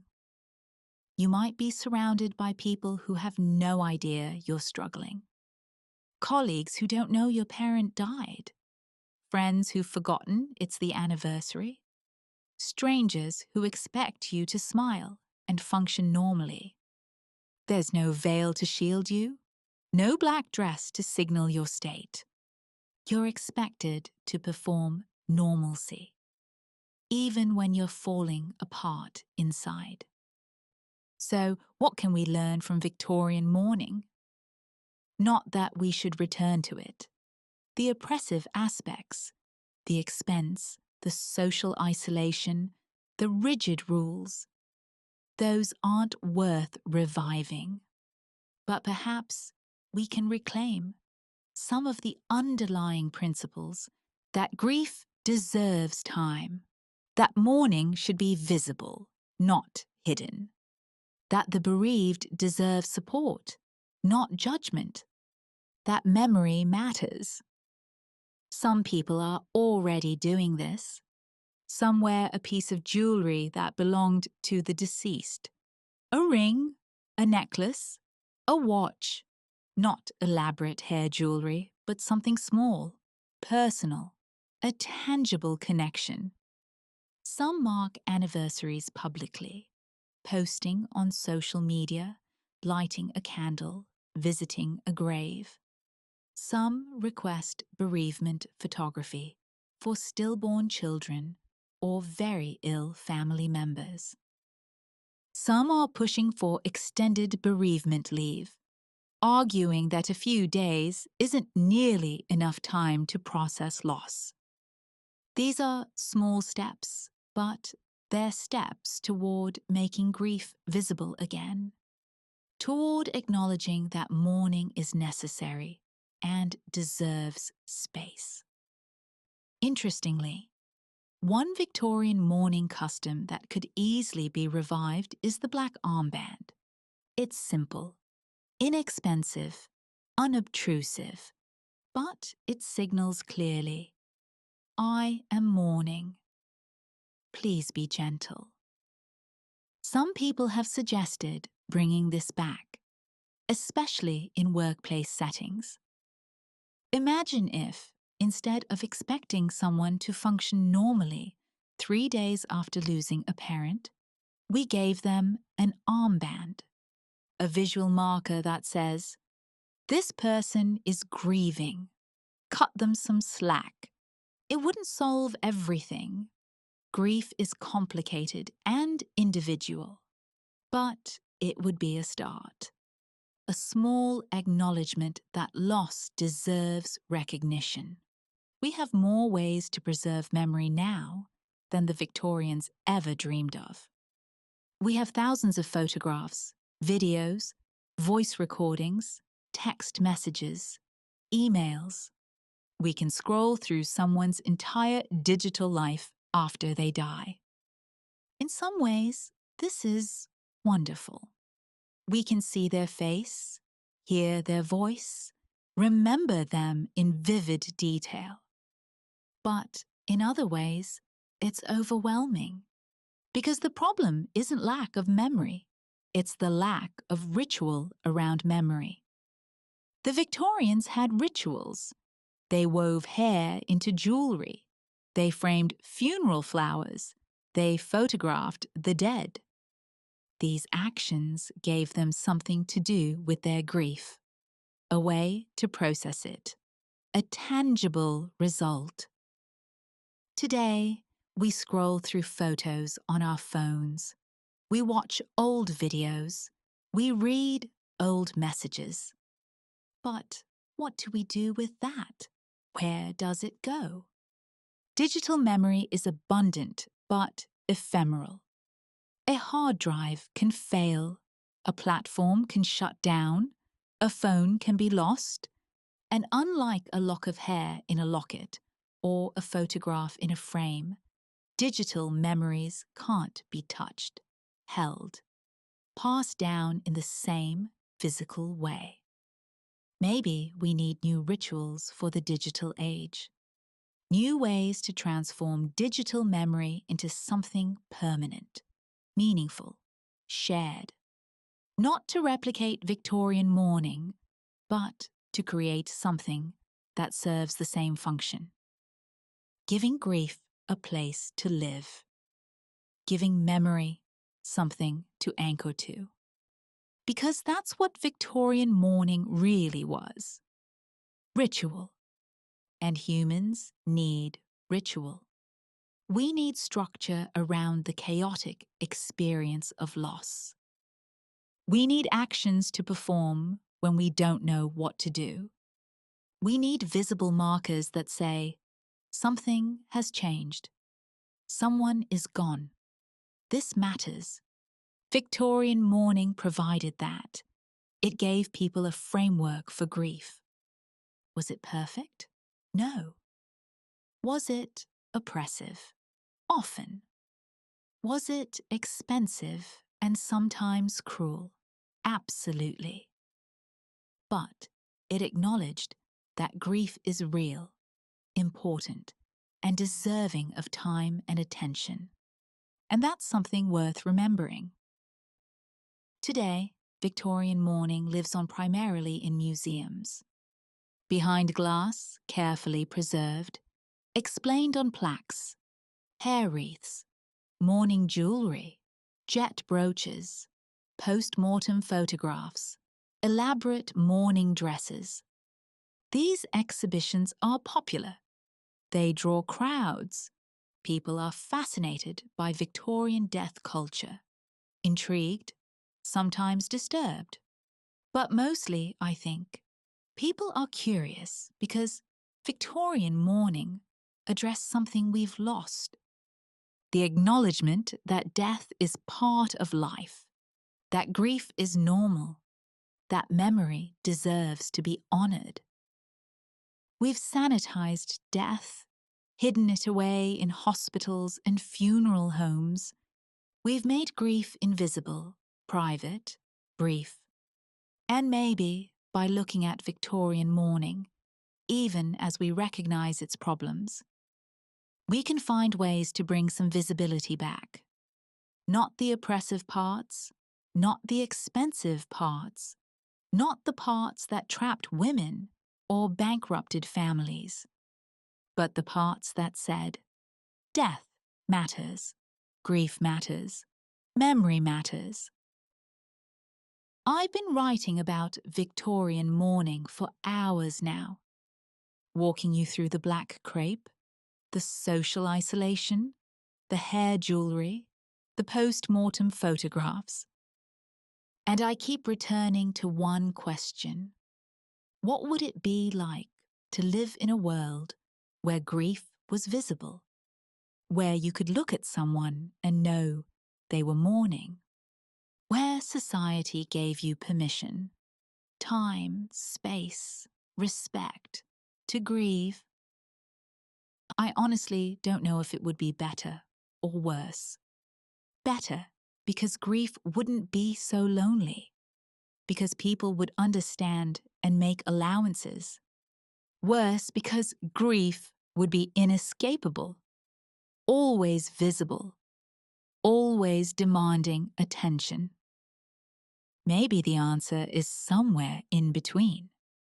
Maybe we need some visibility, some ritual, some structure, but also flexibility, choice, individual expression. Maybe we need to acknowledge that there's no one right way to grieve, but also that grief deserves to be seen, respected, and given time. The Victorians did not fear death more than we do. If anything, they feared it less because they were more familiar with it. What they feared was being forgotten. Every elaborate funeral, every piece of mourning jewellery, every preserved lock of hair, every post-mortem photograph, all of it was in service of one simple, desperate hope: that they would be remembered, that their life would matter beyond their death, that someone would carry their memory forward. And in that, the Victorians were no different from us. We all want to be remembered. We all want our lives to mean something. We all want to believe that when we're gone, someone will miss us, think of us, honour our memory. Victorian mourning, for all its strangeness and excess, was simply an elaborate way of saying, you mattered, you were loved, you will not be forgotten. And maybe that's the real lesson here, not the specific rituals or customs or rules, but the underlying truth that love doesn't end with death. That memory is how we keep the dead alive. That grief, in all its pain and difficulty, is simply love with nowhere to go. The Victorian era is long gone. The mourning warehouses have closed. The crepe manufacturers have moved on to other fabrics. The professional mourners and feathermen have vanished. The elaborate funerals, the years in black, the strict social isolation, all of it has disappeared. But the need to mourn remains. The need to remember remains. And perhaps in studying Victorian mourning, we can find ways to honour that need in our own time. Not by copying their customs, but by learning from their underlying principles. By making space for grief in our busy lives. By acknowledging that mourning takes time. By remembering that the dead deserve to be remembered. By understanding that grief is not something to be gotten over, but something to be carried. And by recognizing that in mourning, we honour not just the dead, but the love we still carry for them. The Victorians understood this deeply, and in that understanding, they have something to teach us, even now, even after all these years, even from beyond their own graves. In the Victorian home, death did not arrive quietly. It was announced to the household, to the street, to the world. But in the end, it was not death that was important. It was memory. And memory, unlike death, is something we can control. Something we can honour, preserve, pass down. The Victorians did not fear death more than we do. They feared being forgotten. And so they built an entire culture around remembering, around saying, you were here, you mattered, you are loved. And perhaps that's the greatest lesson Victorian mourning has to offer. That in the end, we are remembered not by how we died, but by how we were loved, and how well those who loved us kept our memory alive. And so, we draw the veil closed. Thank you for keeping these stories alive with me tonight. If you wish to remain among the archives a little longer, you are always welcome to return. Until we meet again, keep the lights low, the pages turning, and the past gently remembered. Good night.